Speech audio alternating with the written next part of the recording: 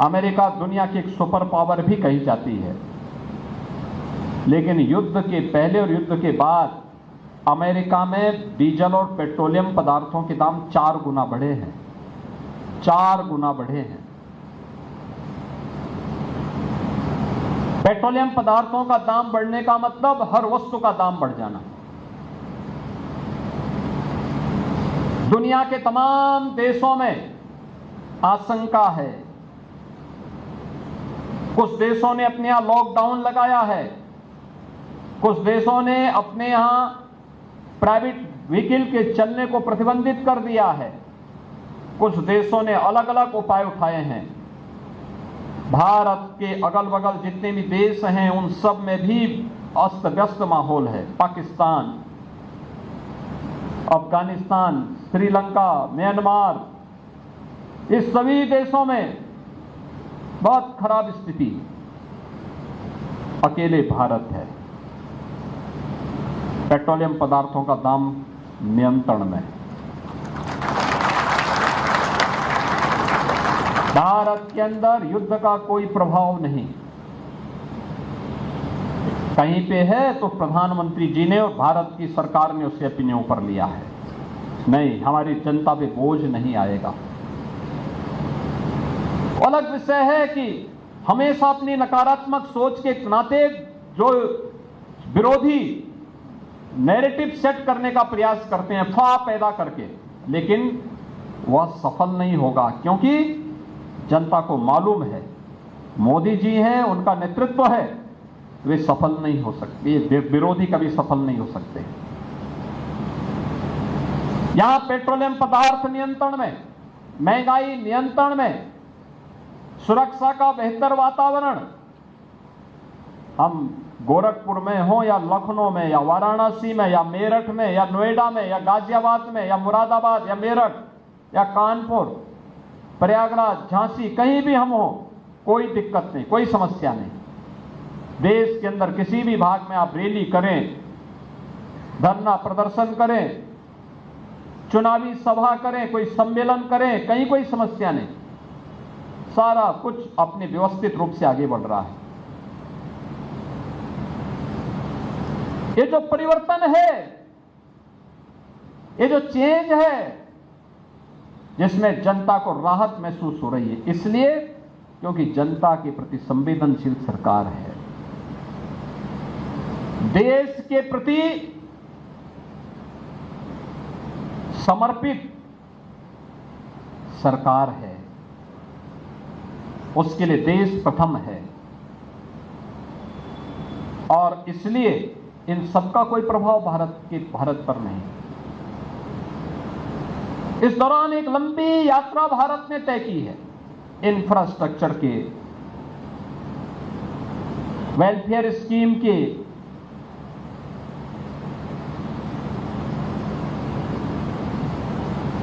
हर तबके के लिए योजनाएं शुरू की।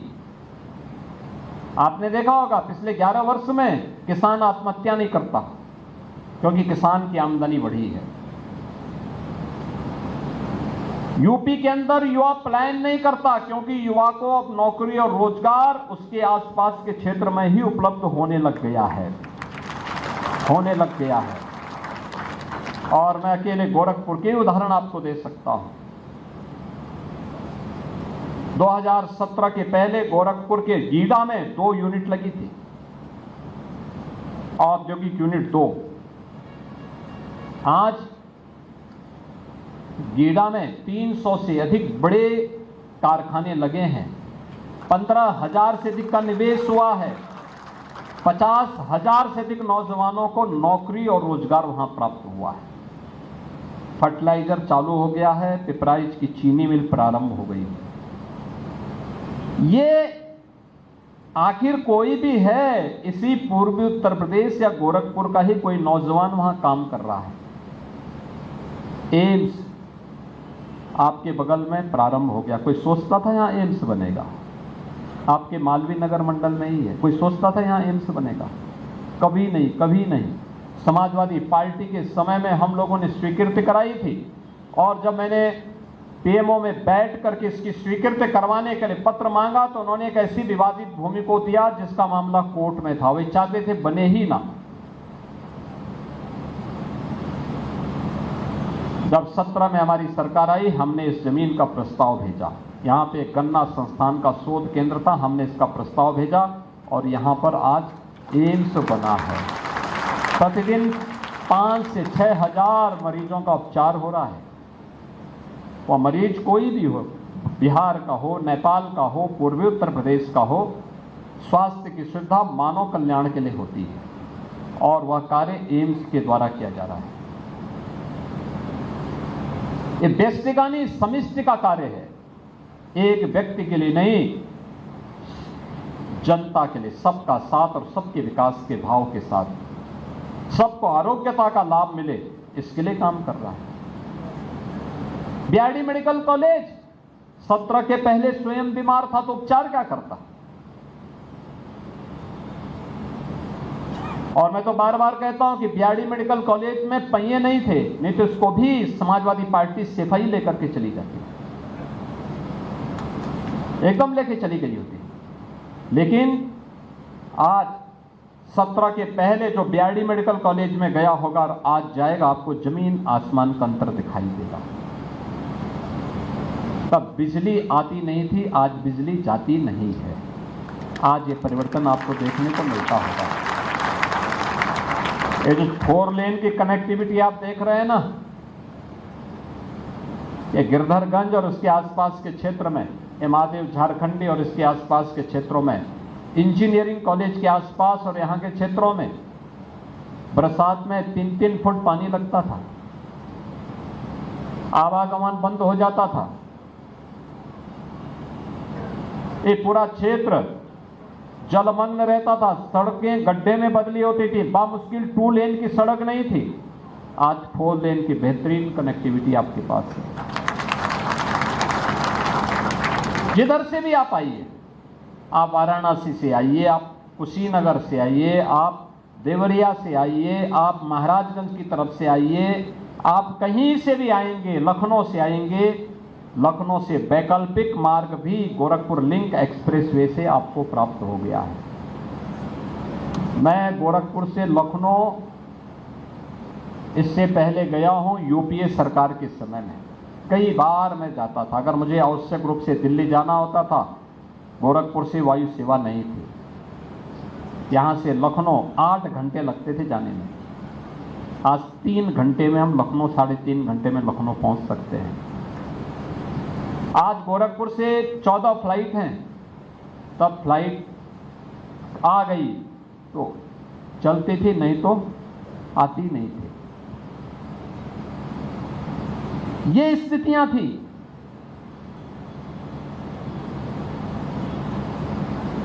गांव हो या शहर, अव्यवस्था थी, गुंडागर्दी चरम पर थी। माफिया के खिलाफ कोई आवाज नहीं उठाता था, मुझे अकेले लड़ना पड़ता था। मेरे साथ कुछ कार्यकर्ता रहते थे, जो कार्यकर्ता सड़कों पे आंदोलन कर पाते थे, अन्यथा यहाँ का व्यापारी तबाह होता था, उद्यमी तबाह होता था। हम लोग लड़ते थे, माफिया के खिलाफ भी, मच्छर के खिलाफ भी, बीमारियों के खिलाफ भी, विकास विरोधी सरकार के एजेंडे के खिलाफ भी, जनता की सुविधाओं के लिए भी लड़ा जाता था। आज किसी चीज के लिए मांगना नहीं होता है। ये रामगढ़ ताल आज आप जो देख रहे हैं, विकास का मॉडल बन रहा है। ये तब गंदगी का एक अड्डा था, आज आप चारों तरफ देख रहे होंगे, आज उसमें बेहतरीन रोड बन रही है, पर्यटन का एक बेहतरीन स्पॉट बन रहा है। गोड़गहवा नाला अपने आप में एक मॉडल बन रहा है, जल निकासी किस रूप में होनी है। विकास का ये मॉडल अब स्वास्थ्य का केंद्र तो बना ही है, शिक्षा का भी एक आधुनिक केंद्र बन रहा है। 4 विश्वविद्यालय वर्तमान में कार्य हो रहे हैं। और अभी गोरखपुर में इसी 15 को भारत के सबसे बड़े उद्योगपति में से एक टाटा सन्स के चेयरमैन श्री एन चंद्रशेखरन भी यहाँ गोरखपुर में आ रहे हैं। गोरखपुर का पूर्वी उत्तर प्रदेश का पहला सेंटर ऑफ एक्सीलेंस यानी जिसमें आज की अत्याधुनिक टेक्नोलॉजी जिसके साथ जुड़ी हुई है, उसमें आर्टिफिशियल इंटेलिजेंस, रोबोटिक का, ड्रोन का, स्पेस टेक्नोलॉजी का, 3D प्रिंटिंग का, इन सभी के ट्रेनिंग पूर्वी उत्तर प्रदेश के नौजवानों को देने का एक लक्ष्य रखा हम लोगों ने। 1 करोड़ युवा को ट्रेनिंग के साथ जोड़ने के कार्यक्रम को हम आगे बढ़ा रहे हैं। ये युवा जो भी ट्रेनिंग लेगा उसके लिए मार्केट में जॉब की कमी नहीं, जॉब ही जॉब, नौकरी ही नौकरी। आज आप देखते होंगे उत्तर प्रदेश में नौकरी निकलती है तो उसकी कोई बोली नहीं लगाता। 9 लाख युवाओं को हमने सरकारी नौकरी दी है। ये 9 लाख युवाओं को क्या सरकारी नौकरी सपा की सरकार में मिल पाती थी क्या? नहीं मिल पाती, नहीं मिल पाती, क्योंकि नियत साफ नहीं थी। पैसे के बगैर कोई काम नहीं होता था, पूरा सिस्टम भ्रष्टाचार की आगोश में था, नहीं संभव था। आज उन सबको ये नौकरी मिली है बिना किसी सिफारिश के और बिना किसी लांग लपेट के। योग्यता के आधार पर उन नौजवानों ने नौकरी पाई है। 9 लाख युवा, उत्तर प्रदेश का 9 लाख युवा यूपी के विकास में आज कैसे कार्य कर रहा है, उदाहरण देखना है। जब यह सरकार आई थी तब उत्तर प्रदेश की अर्थव्यवस्था थी मात्र 13.25 लाख करोड़ की, और इन 9 वर्षों में हमने इसको पहुंचाया है 36 लाख करोड़ रुपए तक, लगभग 3 गुना पहुंचाने में सफल हुए हैं। प्रति व्यक्ति आय उत्तर प्रदेश की, प्रति व्यक्ति आय उत्तर प्रदेश की तब थी 43,000 और आज है 1,20,000 रुपए। ये चेंज है, ये परिवर्तन है। सूक्ष्म लघु मध्यम उद्यम में 3 करोड़ से अधिक लोगों को उत्तर प्रदेश के अंदर रोजगार मिला है और लगभग 65 लाख नौजवानों को सुरक्षा का बेहतरीन वातावरण, जिसे आप कानून का राज कहते हैं, उस कानून के राज का परिणाम क्या है? निवेश हुआ है, और जो निवेश हुआ है उस निवेश के कारण नौजवानों को यहां नौकरी मिली है। अब 1 डिस्ट्रिक्ट 1 माफिया नहीं है, अब 1 डिस्ट्रिक्ट 1 प्रोडक्ट है, 1 डिस्ट्रिक्ट 1 मेडिकल कॉलेज है। ये 1 डिस्ट्रिक्ट 1 मेडिकल कॉलेज या 1 डिस्ट्रिक्ट 1 प्रोडक्ट या 1 डिस्ट्रिक्ट 1 कुजीन, ये आज उत्तर प्रदेश की पहचान बन रही है और भारत की ब्रांड बन रही है। ये नई पहचान है और ये तब हो पा रहा है जब डबल इंजन की सरकार डबल स्पीड से चलती है। एक जैसी सरकारें जब होती हैं तो कोई मतभिन्नता नहीं होती। प्रस्ताव गया, प्रस्ताव के बारे में सही जानकारी दी, प्रस्ताव वहां से अप्रूव हुआ, लागू कर दिया। आपने देखा होगा अभी 28 मार्च को प्रधानमंत्री जी ने देश की नहीं एशिया के सबसे बड़े एयरपोर्ट जेवर एयरपोर्ट का उद्घाटन किया है। यूपी में बनाया है उत्तर प्रदेश सरकार ने। क्या 17 के पहले कोई कल्पना करता था कि यूपी में ये बनेगा? 17 के पहले कोई कल्पना करता था कि उत्तर प्रदेश में फिल्म सिटी बनेगी? बोनी कपूर कल आए थे मुझे मिलने के लिए, उन्होंने कहा 24 अप्रैल को आप थोड़ा समय दे देते तो हम इसका शिलान्यास करवाते फिल्म सिटी का। मैंने कहा मैं थोड़ा समय देख लूं क्योंकि चुनाव में कार्यक्रम लगे हुए हैं। आप सोचो यूपी में अगर फिल्म सिटी होती तो रवि किशन को मुंबई भटकना नहीं पड़ता।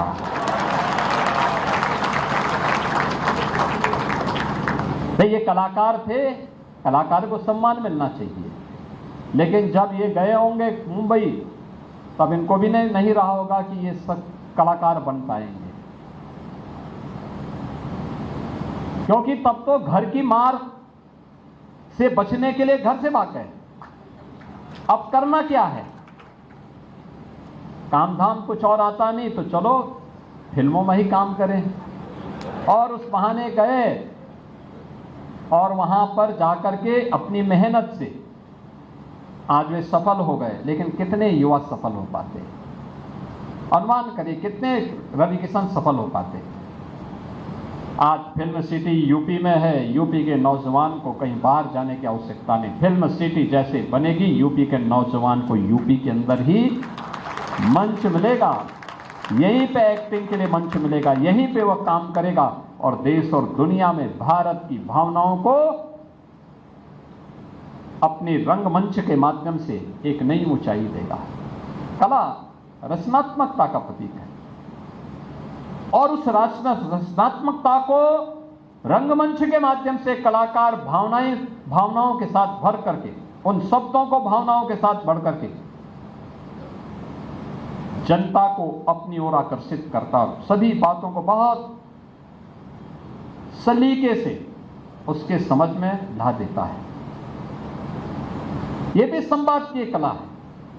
गायन है, वादन है, नृत्य है, नाट्य है, ये सभी उसके अंग हैं। और उसी परंपरा को लेकर के आज वो यहां बन रहा है। अब फ्लैटेड फैक्ट्री भी बन रही है, टॉय पार्क बन रहे हैं। क्यों चीन के खिलौने यहां आएंगे? हम क्यों नहीं खिलौना बना सकते? क्यों दूसरे देश से बने हुए वस्त्र, बांग्लादेश का वस्त्र यूपी में क्यों? यूपी की महिलाएं रेडीमेड गारमेंट्स में आगे बढ़ेंगे, वही बनाएंगे। और वह कार्य आज धड़ल्ले से यूपी के अंदर चल रहा है और उसी कार्यक्रम को आगे बढ़ाने के लिए।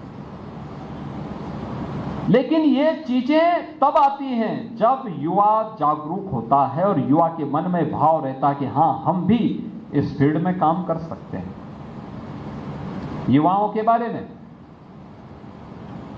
मैंने नौकरी के बारे में कहा, मैंने उनके लिए जो स्किल डेवलपमेंट के सेंटर हम लोगों ने खोले हैं, खोलने जा रहे हैं, इनके बारे में भी आपको बताया। 2 करोड़ युवाओं को जो स्नातक अंतिम वर्ष में और प्रास्नातक अंतिम वर्ष में, उन सभी युवाओं को टैबलेट के साथ जोड़ने की कार्रवाई। अब तक 50 लाख नौजवानों को हम टैबलेट और स्मार्टफोन दे चुके हैं और टैबलेट और स्मार्टफोन देने की कार्रवाई हमारी निरंतर जारी है। 2 करोड़ युवाओं को हमें उपलब्ध करवानी है। यानी सरकार उन कार्यक्रमों को लेकर के आगे बढ़ना चाहती है। युवाओं की जिम्मेदारी, आज के समय में युवा राष्ट्र का एक जागरूक नागरिक होता है। वह युवा जिसके मन में एक जज्बा होता है अपने देश के लिए, अपने समाज के लिए, जो जज्बा पंडित राम प्रसाद बिस्मिल ने इसी धरती से दिखाया था, शहीद बंधु सिंह ने इसी धरती से दिखाया था, प्रभु राम ने पूरे भारत में दिखाया था, श्री कृष्ण ने पूरे भारत को दिखाया था। महाभारत के युद्ध में वही युवा जो वीर अभिमन्यु के रूप में कौरवों से लड़ते हुए वीर गति को प्राप्त होता है, वही युवा जो भारत को कभी भारत की आजादी के लिए तुम मुझे खून दो मैं तुम्हें आजादी दूंगा, इस बात का आह्वान बनकर के नेताजी सुभाष चंद्र बोस बनकर के आगे बढ़ता है। वो वही युवा है जो अपने लिए नहीं, मातृभूमि के लिए, जो अपने लिए नहीं देश के लिए कार्य करता है। और वही देश के लिए कार्य करने के अभियान का हिस्सा है ये अभियान, युवा संवाद का कार्यक्रम। उन युवाओं के साथ संवाद का कार्यक्रम कि हर मोर्चे पर हमें सजग रहना है, विकास भी कराना है, विरासत का भी सम्मान करना है, लेकिन सीमाओं की सुरक्षा के लिए भी हमारे जवान को मुस्तैद रहना है। दुश्मन घुसपैठ करेगा तो उसका काम तमाम भी करना है। ऐसे ही बूथ लेवल के कार्यकर्ताओं की जिम्मेदारी भी यही बनती है, आपकी जिम्मेदारी भी बनती है। अच्छे कार्यों का प्रचार प्रसार होना है, अपने बूथ को सजग बनाना है, सतर्क रखना है। लेकिन सोशल मीडिया में एक नया वार प्रारंभ होने जा रहा है। याद रखना, जिन लोगों ने उत्तर प्रदेश के नौजवानों के सामने पहचान का संकट खड़ा किया था, आज वे हर दृश्य फेल हो चुके हैं। अब वे सोशल मीडिया का सहारा लेंगे, आरोप प्रत्यारोप का, झूठे मनगढ़ंत आरोप लगाएंगे, तमाम प्रकार के नए नैरेटिव सेट करने का प्रयास करेंगे, दुष्प्रचार का सहारा लेंगे। लेकिन उसका जवाब देने के लिए बूथ लेवल से जुड़े हुए आप सभी पदाधिकारी और कार्यकर्ताओं को भी सोशल मीडिया में उसकी तैयारी। क्या होता था उस समय, इनके कालखंड में क्या होता था, क्या होता था उस समय, कैसे माफिया गरीब की संपत्ति पे कब्जा करते थे, कैसे माफिया बेधड़क अराजकता फैलाते थे, गुंडागर्दी फैलाते थे, कैसे गरीब का बच्चा तड़प तड़प करके दम तोड़ता था, कैसे बेटी असहाय होती थी, कैसे पर्व और त्योहारों के दौरान उत्साह की जगह एक मातम जैसा माहौल दिखाई देता था।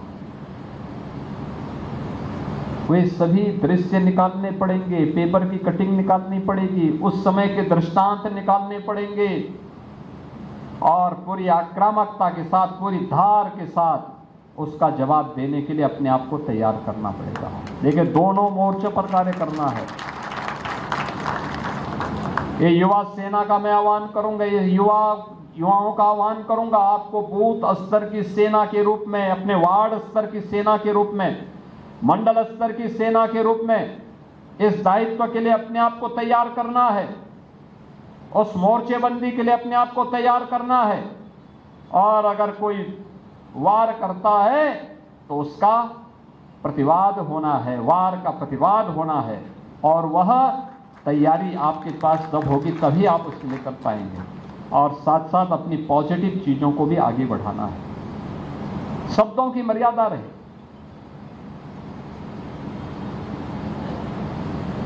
अच्छे कंटेंट बना करके हम सोशल मीडिया प्लेटफॉर्म का उपयोग कर सकते हैं।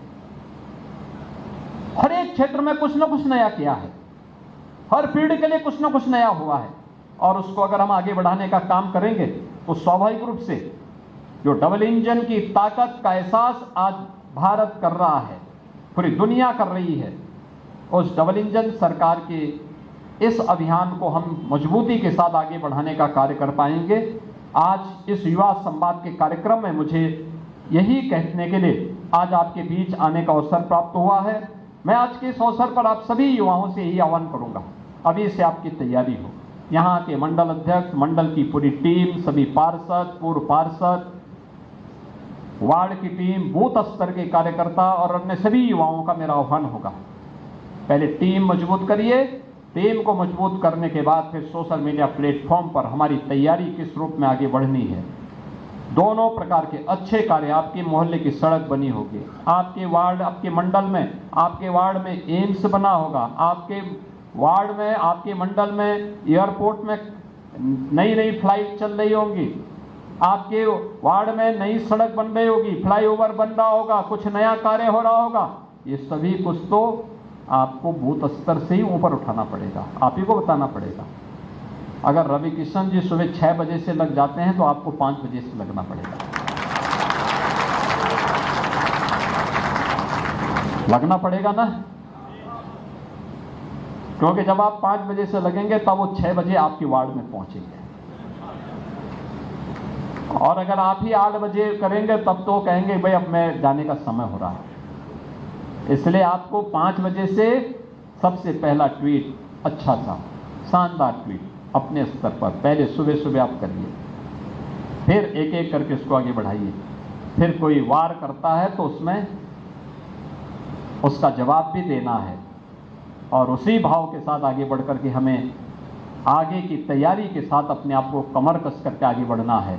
विकास की प्रक्रिया विरासत के साथ, आत्मविश्वास के साथ, दृढ़ संकल्प के साथ इसी रूप में आगे बढ़ेगी। इस विश्वास के साथ मैं महानगर के संयोजक श्री राजेश गुप्ता जी को, मंडल अध्यक्ष प्रदीप सिंह जी को और इस नगर मंडल से जुड़े हुए सभी पदाधिकारियों को, सभी वार्ड के पदाधिकारियों को, सभी पार्षदों को, सभी बूथ अध्यक्षों को हृदय से धन्यवाद देता हूं कि उन्होंने एक सूक्ष्म नोटिस पर क्योंकि कल भारतीय जनता पार्टी की स्थापना का दिवस भी है।